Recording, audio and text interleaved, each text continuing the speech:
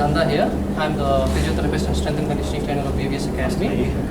So my question to you is, of late we come up with a lot of stress fractures in the lower backs for the youngsters. What is your strategy? What is your recommendations to prevent them from getting stress fractures and lower back injuries? Yeah, and we've seen a lot of injuries through cricketers, a lot of hamstring injuries recently, and I believe that's because a lot of young bowlers now are getting into lifting heavy weights, doing squats. The coaches, the physiotherapists are putting them on a very heavy weights program. Combine that with a mixed action and also with poor core strength. So if you've got poor core strength, you've got nothing to look after your back. So firstly, the core strength's a very important thing, and that's all the exercise that we've been doing today. You know, the hamstring curls to bring you, you're making sure that your core's turned on.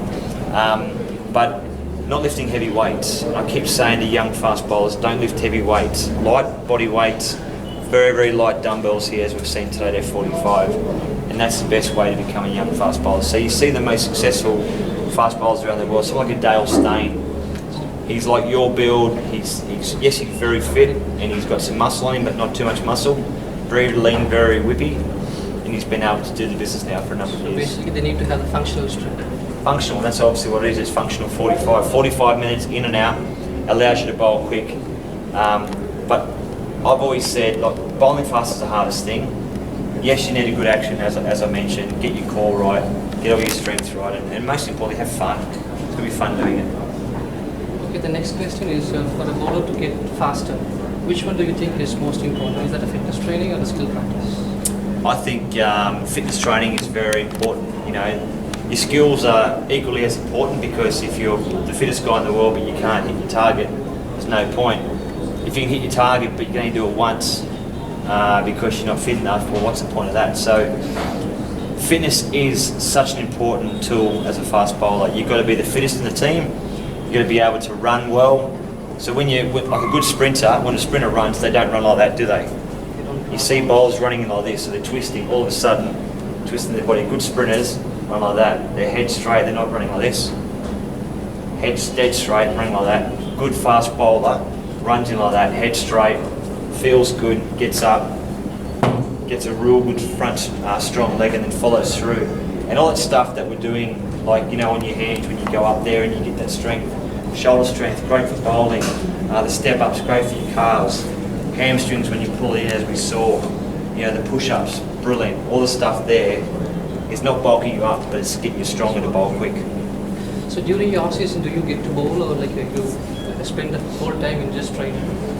No, I bowled in February this year, and I hadn't bowled a ball in 12 months, and I'm still hitting 145 Ks, but that's because it's muscle memory. So as soon as I get back to bowling, my body's done it for 20 odd years, so it knows what to do. But doing all this F45 training, it's allowed me to stay in shape and allow me to keep telling my muscles that I might want to bowl again one day. Not that I want to make a comeback, but my muscles know what to do. So it keeps me toned, it keeps me in shape, and as I said, for these young guys coming through, these are the best exercises to do. During a long competitive season, so how do you get to your workouts? How do you fit in your exercise during a very tough situation like you're having continuously matches back to back? Matches back to back is very tough, which is why you need a good pre-season. But people think pre-season, heavy weights, and just absolutely train until you are exhausted. That's not the case.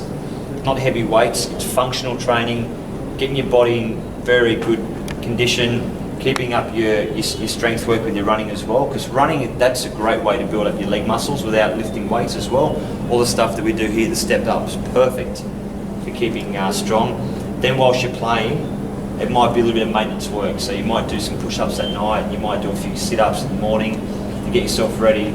The thing that you don't want to do is just start the season and then not do any functional training, because then your body goes downhill, so you got to keep on top of it. As a fast bowler, is there any specific strategy you have apart from your regular routines? Anything you do in specific as a fast bowler with respect to fitness training? I think diet and what you eat is very important. Now, I've always said don't go on a diet, because to me a diet means that you can't eat what you want to eat. You've got to eat smaller amounts. That's not what we do.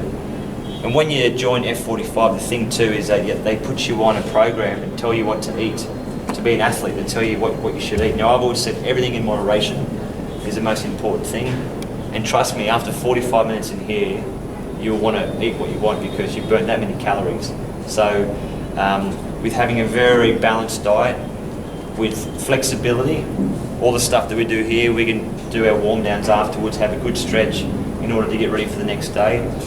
But heart rate, get your heart rate up. Heart rate's the most important thing. You get your heart rate up, you get your strength in through your core work and what you're doing with the mats and stuff, then you'll be in pretty good shape. One last question. Apart from your lower back injuries, do you encounter any shoulder injuries as a fast bowler? Any specific strategies or recommendations you give to save the shoulders? Well, I've never had a shoulder problem. I had a little niggle in there about 2002, and my arms come over millions of times bowling, and that's the one exercise that I showed the boys before, which is great if you want to work on stability. Now, people think that in order to look after your shoulders, you get heavy weights and you lift. Now, we saw straight away, what you're doing straight away here is that you get your core on. So you're there, up, down. The other good thing too, if there's some dumbbells, which we'll get in a second, the other good exercise for your shoulders is there, get in, do a push-up, dumbbell, up, down, up like that. So straight away, in here, it's hard work. But push with those. Yeah, and you push up and then you pull up with the actual dumbbell. But straight away, look at that instant sweat, heart rate's up, you feel good, you're not lifting heavy weights, and you're getting good muscle tone without being too bad.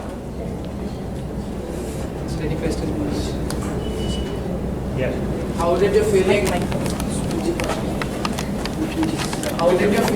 vary from playing your Sorry. How did your feeling vary from playing your first international match to the last competitive match of playing? Well,